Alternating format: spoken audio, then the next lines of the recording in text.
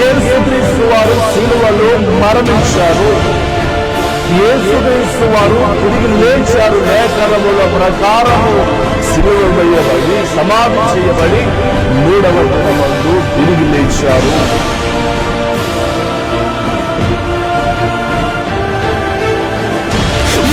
జీవించబడడానికి, ఒక స్థితిలో ఉండడానికి, ఈరోజు నువ్వు క్షమించబడడానికి, ఈరోజు ఒక ఉన్నతమైన స్థితిలో ఉండడానికి కారకుడు సజీవుడైన క్రీస్తే.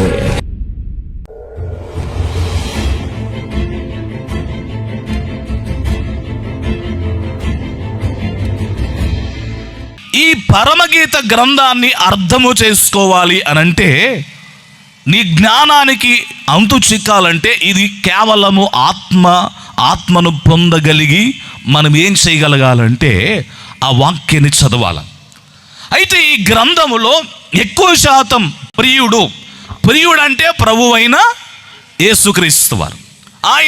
ఆయన కంటే ప్రియమైన వారు, ఆయన కంటే ప్రియులైన వారు పరలోకంలో కానీ భూలోకంలో కానీ భూమి కింద ఉన్న వారిలో కానీ లేరు.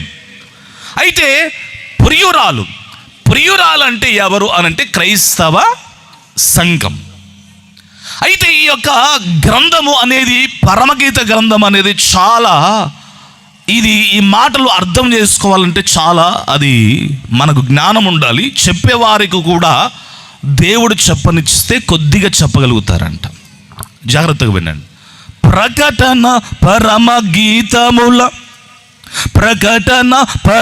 గీతముల వృత్తుల సారమెల్ల చెప్పనీచిన కొద్దిగా చెప్పగలను.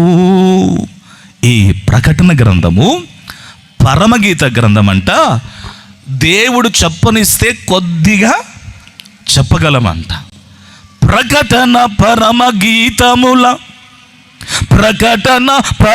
గీతముల వృత్తుల సారమెల్ల చెప్పనీచిన కొద్దిగా చెప్పగలను.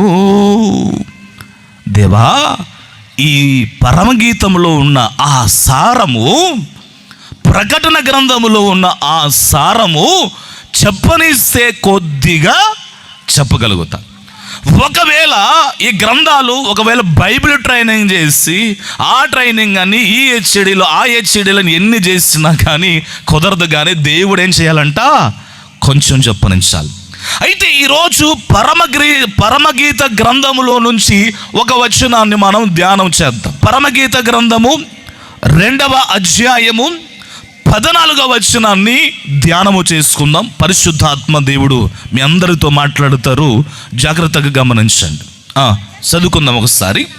బండ సందులలో ఎగురు నా పావురమా, పేటు బీడలను ఆశ్రయించు నా పావురమా, నీ స్వరము మధురము, నీ ముఖము మనోహరము, నీ ముఖము నాకు కనపడనిమ్ము, నీ స్వరము నాకు వినపడనిమ్ము. ఈ గ్రంథములో నుంచి ఒక వచనాన్ని మనం ధ్యానం చేసుకుందాం. బండ సందులలో ఎగురు నా పావురమా. దేవుని పిల్లలారా జాగ్రత్తగా గమనించండి. ఇందులో 3 విషయాలు ఉన్నాయి. 1 బండ ఉంది, 2 సందు ఉంది, 3 పావురం ఉంది. ఎన్ని ఉన్నాయి చెప్పండి ఈ అధ్యాయంలో? 1 బండ ఉంది, 2 సందు ఉంది, 3 పావురం ఉంది. ఈ 3టిని మనం ధ్యానం చేసుకుని ప్రభునందు దేవుని పిల్లలారా బండను గురించి ధ్యానం చేసుకుందాం. ఏంటి బండ? ఈ బండ ఈ పరమగీత గ్రంథములో వ్రాయబడినటువంటి బండ ఏంటి? ఈ బండ ఏంటి? ఈ బండను గురించి బైబిల్లో ఏం రాయబడింది? మనం కొరింథీయులకు రాసిన మొదటి పత్రిక 10వ అధ్యాయము 4వ వచనాన్ని మనము చదువుకుందాం. ఆత్మ సంబంధమైన ఒకే ఆహారమును భుజించిరి అందరూ, ఆత్మ సంబంధమైన ఒకే పానీయమును పానము చేసిరి. ఏలయనగా తమ్మును వెంబడించిన ఆత్మ సంబంధమైన బండలోనిది త్రాగిరి. ఆ బండ క్రీస్తే. చెప్పండి, బండ ఎవరు? గట్టిగా చెప్పాలి. బండ ఎవరు? ఆ బండ క్రీస్తే.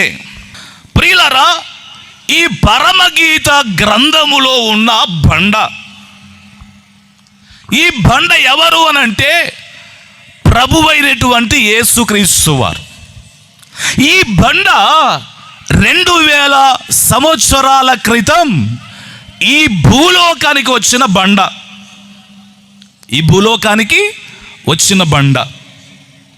ఈ భూలోకానికి వచ్చిన బండ, ఈ లోకానికి వచ్చిన బండ, క్రీస్తు అనేవాడే బండ ఎందుకు వచ్చింది? ఈ బండ అంటే పాపులను రక్షించడానికి వచ్చిన బండ. పాపులను రక్షించడానికి వచ్చిన బండ. వ్యాధులను వ్యాధిలో నుండి విడిపించడానికి వచ్చిన బండ. ఈ బండ దయ్యాల నుంచి విడిపింపబడిన బండ. బండ అనగానే మీరు ఏం గుర్తు తెచ్చుకోవాలి? యేసు ప్రభువు వారిని గుర్తు తెచ్చుకోవాలి. అర్థమవుతుందా? మరలా చెప్పడం జరిగదు. బండ అనగా ఎవరు? క్రీస్తు, అంతే. ఈ బండ ఈ లోకానికి ఎందుకు వచ్చిందంటే చనిపోయిన వారిని సైతం లేపడానికి వచ్చింది. ఈ బండ ఎందుకు వచ్చింది అనంటే ఈ భూమి మీద ఉన్న సర్వ మానవుల కొరకు, ఈ లోకం కొరకు, ఈ సర్వలోకములో ఉన్న మానవుల కొరకు వచ్చిన బండ. ఈ బండ పాపులను రక్షించడానికి వచ్చిన బండ. అంటే శిక్షించడానికి వచ్చిన బండ కాదు. పాపములో ఈ మానవ ప్రపంచము, మానవ జాతి పాపములో మునిగిపోతున్నప్పుడు ఆ పాపములో నుండి విడిపించడానికి వచ్చిన బండ. అయితే 2000 సంవత్సరాల క్రితం ప్రభు అయినటువంటి యేసుక్రీస్తు వారు ఎందుకు వచ్చారంటే నరులను రక్షించడానికి వచ్చిన వాడు. ఈ భూమి మీద అనేకమైనటువంటి చరిత్రలు మనము ధ్యానము చేస్తే దుష్ట శిక్షణ అన్నారు. దుష్ట శిక్షణ అంటే మనిషి తప్పు చేస్తే చంపాలి అనబడేటువంటి ఒక క్రమాన్ని తీసుకొచ్చారు. ఈ భూమి మీద దుష్టులను చంపారు, తప్పు చేసిన వారిని చంపారు, పాపము చేసిన వారిని చంపారు. అనేకమైనటువంటి చరిత్రలు ఈ భూమి ముందు ఉన్నప్పటికీ ఈ భూమి మీద మనిషిని చంపకుండా మనిషిలో ఉన్న పాపాన్ని చంపడానికి 2000 సంవత్సరాల క్రితం ఈ భూమి మీదకి వచ్చిన బండ క్రీస్తు అనబడే బండ. అయితే ఈ బండ ఈ లోకానికి ఎందుకు వచ్చింది అనంటే రక్షించడానికి. నరులను రక్షింప నరుడై పుట్టిన సత్యావతారియౌ స్వామి ఎవరు? నరులను రక్షించడానికి వచ్చిన బండ. నరులను రక్షింప నరుడై పుట్టిన సత్యస్వరూపియౌ స్వామి ఎవరు? ఎవరా స్వామి? ఈ భూలోకానికి వచ్చిన స్వామి ఎవరు? అతడే యేసుక్రీస్తు. అతడే యేసుక్రీస్తు రక్షణాధికారి. అతడే యేసుక్రీస్తు. అతడే యేసుక్రీస్తు రక్షణాధికారి. అతడే యేసుక్రీస్తు అనబడే రక్షణాధికారి. ఈ భూమి మీదకి మానవ ప్రపంచాన్ని రక్షించడానికి వచ్చిన స్వామి. అయితే ఆ బండ, ఆ క్రీస్తు అనబడే బండ, ఆ బండకు ఏమైంది అనంటే సందులు పడ్డాయి. పరమగీత గ్రంథములో రాయబడినట్లుగా బండ సందులలో ఎగురున పావురం అన్నట్లుగా ఆ బండకు, క్రీస్తు అనబడే బండకు సందులు పడ్డాయి. ఏంటి ఆ సందులు అనంటే ఈ భూలోకములో ఏ నేరము చేయను ఆయనను ఏ నేరము చెయ్యని ఆయనను ఏం చేశారనంటే ఆయనను సిలువేశారు. సందులు పడ్డాయి. ఆయన చేతులకు మేకులు కొట్టగా సందులో 39 కొరడాల దెబ్బల చేత చీల్చబడిన శరీరం. చేతులకు మేకులు కొట్టారు, పాదాలకు మేకులు కొట్టారు, తలకు ముళ్ళ కిరీటాన్ని పెట్టేశారు. ఆ క్రీస్తు అనబడే బండకు ఏం పడ్డాయి అంటే సందులు పడ్డాయి. ఏం పడ్డాయి? సందులు పడ్డాయి.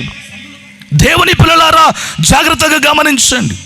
ఒకనాటి కాలములో ప్రభు అయినటువంటి యేసుక్రీస్తు వారు ఆయన సమాధిని గెలిచి లేచిన తర్వాత జరిగినటువంటి సంఘటన ఏంటంటే, శిష్యులైన వారికి కనపడితే తోమ నమ్మడు. తోమ ఆయన గాయాల్లోకి ఏలు పెట్టి చూస్తేనే తప్ప నేను ఆయనను నమ్మనన్నాడు. యోహాను సువార్త 20వ అధ్యాయము 24వ వచనములో చూస్తే, యేసు వచ్చి 12 మందిలో ఒక్కడై ఉన్న తోమ వారితో లేకపోయెను గనుక తక్కిన శిష్యులు మేము ప్రభువును చూచితిమి అనితో చెప్పగా అతడు మేము ఆయన చేతులలో మేకులను గుర్తులను చూచి నా వ్రేలు ఆ మేకు గుర్తులలో పెట్టి ఆయన నా చెయ్యి ఆయన ప్రక్కలో ఉంచితే గాని నమ్మనన్నాడు. వారితో చెప్పాను. ఈ వాక్య గ్రంథములో చూస్తే తోమ ఏమంటున్నాడంటే, అయ్యా నేను నమ్మను కానీ నేను ఆ గాయాల్లోకి ఏలు పెట్టి చూస్తేనే నమ్ముతా, లేకపోతే నేనేం చేయను, నమ్మను. దేవుని పిల్లలారా, జాగ్రత్తగా వినండి. యేసుక్రీస్తు అనబడే బండ అది కొట్టబడింది, చీల్చబడింది. బైబిల్ గ్రంథములో చూస్తే వ్రాయబడినట్లుగా, దయచేసి మార్కు సువార్త 15వ అధ్యాయము 15వ వచనములో చూస్తే వ్రాయబడినట్లుగా, పిలాతు జన సమూహమును సంతోషపెట్టుటకు మనసు గలవాడి వారికి బర్బాను విడుదల చేసి యేసును కొరడాలతో కొట్టించి సిలువనే అప్పగించెను. గమనించే మాట ఏమిటంటే, ఈ గ్రంథములో చూస్తే యేసు ప్రభు వారిని ఏం చేశారంటే కొరడాలతో కొట్టారు. అసలు ఎందుకు కొట్టారు? ఎందుకు ఆయన గాయపరచబడ్డాడు? ఏ నేరం చేశారు? నిరపరాధి అయినా తండ్రిని నిలువబెట్టిరి. నిరపరాధి అయిన దేవుణ్ణి ఏం చేశారంటే నిలబెట్టారు. దొరతనాము వారి ఎదుట పరిహసించిరి. దొరతనం ఎదుట పరిహసించారు, కొట్టారు, కొరడాలతో కొట్టారు. ఆయన కొరడాలతో కొట్టారు. భయంకరంగా ఆయన తలకు ముళ్ళ కిరీటం పెట్టారు. అందుకే చాలా మంది ఏమంటారంటే, ఏంటి ఈ రోజుల్లో మీడియాలో చూసినా టీవీలో చూసినా అనేక మంది యూట్యూబ్ ఛానల్ పెట్టుకొని ఏమంటారంటే, సిలువలో వేలాడుచున్న ఆయన తన్ను తాను రక్షించుకొనలేని వాడు మనుషుల్నేం రక్షిస్తాడు, తన పిల్లల్నేం రక్షిస్తాడని చెప్పి ఈరోజు వట్టి కోతలు కూసేవారు లేరా? సిలువలో వేలాడుచున్న ప్రభును గురించి వారు హేళనగా మాట్లాడుచున్న పరిస్థితులు లేవా? ఆయనను గూర్చి హేళనగా మాట్లాడుచున్న పరిస్థితులు లేవా? 2000 సంవత్సరాల క్రితం వచ్చిన ఆ బండ అది ఏం చేయబడిందంటే చీల్చబడింది. బండ 39 కొరడా దెబ్బల చేత, బల్లెము పోటు చేత, మేకుల చేత చీల్చబడింది ఆయన శరీరం. ఎందుకు చీల్చబడిందంటే బైబిల్లో మనము చూస్తే యెషయా గ్రంథంలో ఒక మాట రాయబడింది. ఒకసారి చూద్దాం. యెషయా గ్రంథము 53వ అధ్యాయాన్ని చదువుకుందాం. 53వ అధ్యాయము 6వ వచనాన్ని చదువుకుందాం. మనమందరము గొర్రెల వలె త్రోవ తప్పిపోతిమి, మనలో ప్రతి వాడును తనకిష్టమైన త్రోవకు తొలగెను, యెహోవా మనందరి దోషములను అతని మీద మోపెను. ఈ వాక్య గ్రంథములో చూస్తే తండ్రి అయినటువంటి దేవుడు ఎలాగైతే మనమందరము గొర్రెల వలె త్రోవ తప్పిపోయాము, మనలో ప్రతివాడు తనకిష్టమైన మార్గాన్ని కోరుకున్నాడు, తొలగిపోయాడు. కానీ తండ్రి మనందరి దోషమంట ఎవరి మీద మోపాడంట? యేసు ప్రభు వారి మీద మోపాడంట. తప్పు చేసింది ఎవరు? మనిషి తప్పు చేశాడు. భారం మోసేది ఎవరు? తన ప్రియ కుమారుడైన యేసు ప్రభును ఈ భూలోకానికి దేవుడు పంపించాడు. భారాన్ని మోపారు. ఒక మాటలో చెప్పాలంటే ఈ భూమి మీద యేసు ప్రభు వారు ఎందుకు ఇంత శ్రమను అనుభవించారు, ఎందుకు ఇంత వేదనను అనుభవించారు అనంటే, ప్రభునందు దేవుని పిల్లలారా, కేవలం ఈ భూమి మీద ఉన్న సర్వ మానవుల కొరకు మాత్రమే ఆయన తన రక్తాన్ని, తన ప్రాణాన్ని దారబోసాడు. తాను సిలువలో రక్షించుకోలేనంత శక్తి లేనివాడు కాదనుకుంటుంది ప్రపంచం. తనను తాను రక్షించుకోలేనివాడని అనుకుంటుంది ప్రపంచం. ఈ మానవ ప్రపంచాన్ని దేవుడు కలగజేసినప్పుడు ఆ జ్ఞానం, ప్రభువైనటువంటి యేసుక్రీస్తు వారిని కనుగొనని ఆ జ్ఞానం, అది వెర్రితనమైన జ్ఞానం. పౌలు గారు అంటారు, కొరింథీయులకు రాసిన పత్రిక 1వ అధ్యాయము 18వ వచనములో అంటాడు, ఏమంటాడంటే, సిలువను గూర్చిన వార్త నశించుచున్న వానికి వెర్రితనము, రక్షింపబడుచున్న మనకు దేవుని శక్తి అని అన్నారు. ఈరోజు వాక్యాన్ని వింటున్న దేవుని పిల్లరా, యేసువును గూర్చినటువంటి ఆ కార్యం, సిలువను గూర్చినటువంటి ఆ యొక్క కార్యం ఈ లోకానికి వెర్రితనం, నశించుచున్న వానికి వెర్రితనము కానీ రక్షింపబడుచున్న మనకు దేవుని శక్తి. ఎందుకనంటే ఆయన ఎందుకు మౌనంగా ఉన్నాడు? ఎందుకు ఆయన తన చిత్తాన్ని నెరవేర్చాడు? ఎందుకు కొట్టించుకున్నాడు? ఎందుకు ఉమ్ములు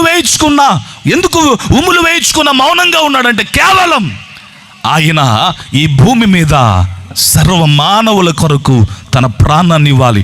ఆ రక్తము ద్వారా ఈ భూమి మీద ఉన్న సర్వ మానవులకు పాప క్షమాపణ కలుగుచున్నది.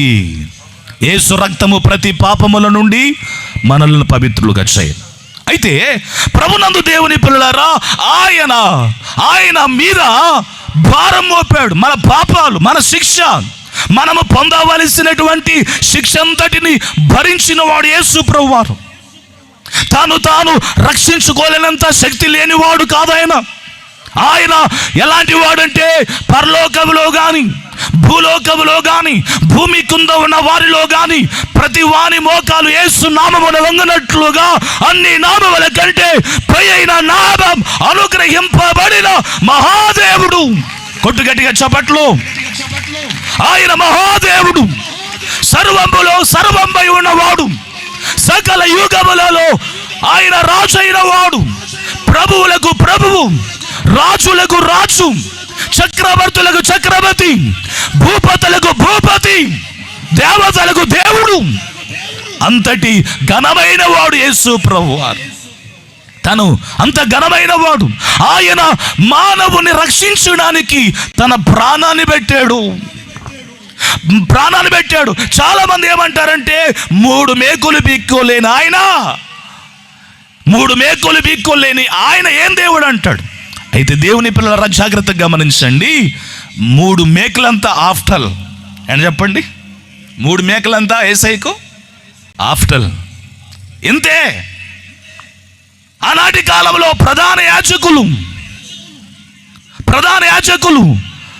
అధిపతులు చాలా మంది యేసు ప్రభువును చంపాం అని సంతోషపడ్డారు, కానీ ప్రతి ఒక్కరూ 3 మేకులు పీక్కోలేదు, తాను రక్షించుకోలేదు అని వాగేటువంటి ప్రతి కుక్క తెలుసుకోవలసిన విషయం ఏంటంటే, సమాధిలో పెట్టారు, చనిపోతే సమాధి చేయబడ్డారు. సమాధిలో నుండి లేకుండా ఎవడైనా ఆపగలిగాడా? ఎవరి వలన అయిందా? మేకులు కొట్టారు, బల్లెముతో పరుచారు, 39 కొరడా దెబ్బలు కొట్టారు, ఆయనను హింసించారు, వేధించారు, చంపామని సంతోషపడ్డారు. కానీ సమాధి చేయబడిన ఆయనను లేపకుండా ఎవడైనా ఆపగలిగాడా? లేదు. కారణం ఏంటంటే, ఆయన 3వ దినమందు మృత్యుంజయుడై సజీవుడై లేచాడు. ఒకసారి గట్టిగా చప్పట్లు కొడదాం. దీని గురించి మాట్లాడరు ఎవరో? దీని గురించి మాట్లాడతారా? అబ్బే మాట్లాడే 3 మేకులు పీక్కోలు అంటే మరణాన్ని జయించిన దేవుడు ఆయన. ప్రపంచంలో అన్ని సమాధులు ఉన్నాయి, కానీ ఆ సమాధుల్లో ఎంకలు ఉన్నాయి. కానీ ఈ భూప్రపంచంలో ఒక్క సమాధి ఖాళీ, అదే నజరేయుడైన యేసు సమాధి. కొట్టు, గట్టిగా చప్పట్లు కొట్టు. ఇక్కడ మాట్లాడరే, మూడు మేకులు పీక్కోలేని అంటారే, తాను రక్షించుకోలేని అంటారే, సమాధిని బద్దలు కొట్టిన వీరుడు.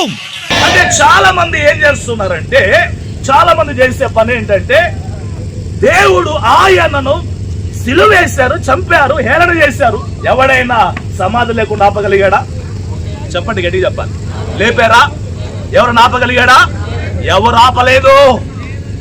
ఈ బండ క్రీస్తు అనబడే బండ ఏం చేయబడిందంటే, అయితే దేవుని పిల్లలారా జాగ్రత్తగా గమనించండి. యేసు ప్రభు వారు సమాధిని గెలిచి లేచారు. మరి ఎవరైనా మాట్లాడగలుగుతున్నారా? సిలువను గూర్చి మాట్లాడేవారు, మూడు మేకులు పీక్కోలేని వాడు దేవుడు ఎలా అవుతాడు? కానీ ఆయన బలి కావలసి వచ్చింది, యజ్ఞం కావలసి వచ్చింది. ఎందుకంటే ఆయన చాతగాని వాడు కాడు, బలమైన దేవుడు, శక్తి కలిగిన దేవుడు. అందుకే పరమగీత గ్రంథములో వ్రాయబడినట్లుగా బండ సందులలో ఎగురున పావురమా. చెప్పండి, బండ అనగా ఆయన గాయాలు. ఏం చెప్పండి? సందనగా ఆయన గాయాలు. అయితే సందు అనగా ఆయన గాయాలు. పావురం, అబ్బా సూపర్. పావురం అంటేనే చాలా అద్భుతకరంగా ఉంటుంది ఈ మాట. మనం పావురాలమా కాకులమా? చెప్పండి, మీరు పావురాలా కాకులా? నెమ్మది చెప్తున్నారు మీరు, చెప్పాలి, నెమ్మది చెప్తున్నారు. అయితే స్వరక్తమిచ్చి సంపాదించుకున్న సంఘం, ఆ సంఘం ఎవరు? చెప్పండి, మనమే. ఎవరు చెప్పండి, గడి చెప్పాలి. ఆ పావురం ఎవరు? ఆ పావురం ఎవరు? సంఘం. ఆ పావురం ఎవరు? నువ్వే. అయితే మనము ఈ సంఘము ఎక్కడ ఉండాలంటే యేసయ్య గాయాల్లో ఉండాలా, యేసయ్య సందుల్లో ఉండాలి. సాధారణంగా కొన్ని పక్షులు పెద్ద పెద్ద బండలు ఉంటాయి. ఆ పక్షులు ఏం చేస్తాయంటే, గాలి రాకుండా, వర్షం పడకుండా, ఎండ తగలకుండా ఆ పక్షులు ఏం చేస్తాయంటే బండ సందుల్లోకి లోపలికి వెళ్తాయి. వర్షం వచ్చినా ఏమైనా అవుతుందా? చెప్పాలి. గాలి వచ్చినా ఏమైనా అవుతుందా? ఎండ వచ్చినా ఏమైనా అవుతుందా? కాదు. కారణం ఏంటి? ఎండ తగలని చోట, గాలి రాని చోట, భయంకరంగా వర్షం పడితే వర్షము పడని చోట సందులో ఉన్నాయి కాబట్టి ఆ పక్షులు క్షేమంగా ఉన్న. ఈరోజు ఈ భూప్రపంచంలో ఉన్న యేసును నమ్మిన ప్రతి సంఘ సభ్యుడు, క్రైస్తవుడు ఎక్కడ ఉండాలంటే సందులో ఉండాలి. ఏ సందులో? గడి చెప్పాలి. ఏ సందులో? యేసయ్య గాయాల్లో ఉండాలి. యేసయ్య గాయాల్లో ఉండాలి. జాగ్రత్తగా వినండి, యేసయ్య గాయాల్లో మనం ఉండాలి. ఈ పరమగీత గ్రంథములో వ్రాయబడిన మాట ఏమిటంటే, బండ సందులలో ఎగురున పావురమా. ఈ పావురం ఎక్కడ ఉండాలంటే యేసయ్య గాయాల్లో ఉండాలి. కొందరు యేసయ్య గాయాల్లో కొన్నాళ్ళు ఉంటారు, లోకంలో కొన్నాళ్ళు ఉంటారు, కొన్నాళ్ళు తాగుతారు, కొన్నాళ్ళు వ్యభిచారం చేస్తారు, కొన్నాళ్ళు అబద్ధాలు ఆడతారు, కొన్నాళ్ళు సీరియల్ చూస్తారు, రకరకాలుగా ఉంటారు. ఎందుకనంటే ఈరోజు సంఘము సందులో లేదు, గాయాల్లో లేదు. సంఘం ఏమైపోయిందంటే బయటకు వచ్చేసింది. బయటికి విచ్చలవిడితనం, క్రైస్తవ కుటుంబాల్లో సినిమాలు, క్రైస్తవ కుటుంబాల్లో తాగుడులు, క్రైస్తవ సంఘాల్లో రాజకీయాలు. అంటే సందులో ఉండవలసిన సంఘం బయటకు వచ్చేసింది, బయటికి వెళ్ళిపోతుంది. ఎవరైనా ఒక చర్చి ఈ రోజుల్లో ఎలాగున్నారంటే, దేవుడు మాకు ఇచ్చినటువంటి పరిచర్యలో, సంఘములో, ఆ సంఘములో నేను చేర్చబడి ఉండాలి. అలాగే దేవుడు మీకు ఇచ్చినటువంటి మృత్యుంజయ ప్రార్థన మందిరం, ఈ సంఘం ఎక్కడుందంటే సందులో ఉంది. ఎక్కడుంది? సందులో ఉంది. ఈ సందులో ఉన్న సంఘములో నువ్వు ఉండాలి. సందులో నుంచి బయటికి వెళ్ళొద్దు. ఇందాక అయ్యగారు చెప్పారు కదా, 3 గాలాల సైతాన్ని కూడా వేస్తాడు. చక్కటి మాటలు చెప్పారు అయ్యగారు. గాలం వేస్తాడు. ఏమేస్తాడు? ఈరోజు చర్చికి వచ్చే వాళ్ళకు కూడా ఎలాంటి భయంకరంగా తయారైపోయిందంటే ప్రపంచం, మీ చర్చికి వస్తే ఏమిస్తారు? ఏంటంట? మీ చర్చికి వస్తే ఏమిస్తారు? ఓ ప్రాంతంలో సువార్త సభలకు వెళ్తే ఆమె చెప్పింది, ఏం చెప్పిందంటే, అయ్యా మీ వాక్యం చాలా బాగుంది. మునగ చెట్టు ఎక్కిస్తుందా? ఏమే అవునా? మునగ చెట్టు ఎక్కిస్తుందా? చాలా బాగుందయ్యా, అయితే మీ చర్చికి వస్తాను, నాకేమిస్తారు అని చెప్పింది. అంటే నేను అన్నాను, నేను ఏమి ఇవ్వను. అయ్యా నా చర్చికి వెళ్తుంటే నాకు పింఛన్ ఇస్తున్నారయ్యా, నేను చచ్చిపోతే పెట్టిస్తారంటయ్యా, మా మనవడికి ఏమిస్తారంట తెలుసా? కేక్ పంపిస్తారంటయ్యా. మరి మీరు మీ చర్చికి వస్తా, వాక్యం బాగుంది, మీ చర్చికి వస్తా, నాకేమిస్తారంటే కేక్ ముక్క కాదు కదా, బిస్కెట్ కూడా ఈయన ఏం చేసుకుంటా చేసుకోపా. మీ హీరో ఎవరు తెలుసా? మనోహరయ్య గారే. మేము ఒక్కసారి వచ్చి అన్ని ఏర్పాటు చేసి స్టేజ్ వేస్తే ఓ అని వచ్చి చెప్పిపోతాం. దానికి కష్టం ఎవరు చెప్పండి? అయ్యగారు వస్తారు, రండి ఒకసారి. దాని కష్టం ఎవరిది చెప్పండి అమ్మా? దానికి కష్టం ఎవరిది? మేము ఇప్పుడు వాక్యం చెప్పేసి దేవుడు మా ద్వారా వాడుకుంటాడు, మేము గొప్పలం కాదు. తర్వాత ఈ కాసేపు ఉంటాం, వెళ్ళిపోతాం. తర్వాత ఉండేది ఎవరు? మీ దైవజనుడు. మీ కొరకు ఏడ్చేది ఎవరు?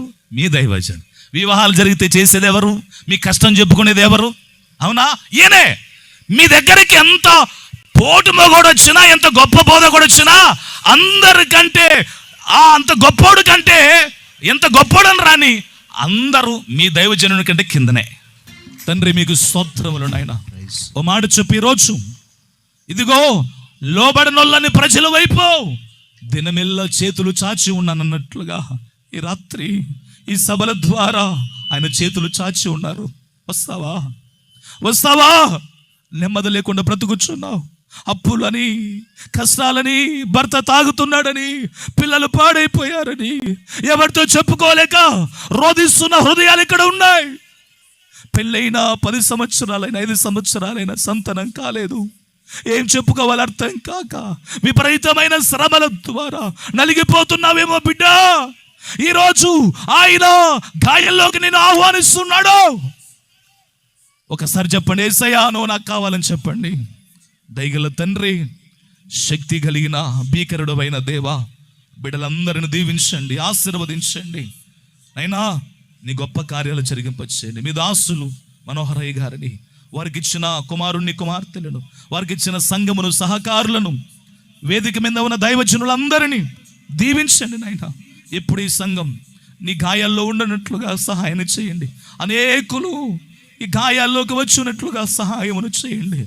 ఎవరు బయట తిరక్కోకుండా మరలా మీరు రాబోతున్నారు, రాకడికి సిద్ధపాటు బిడ్డలందరికీ అనుగ్రహించమని నజరేయుడు యేసుక్రీస్తు నామములో ప్రార్థించి వేడుకొనుచున్నాను తండ్రి. ఆమేన్.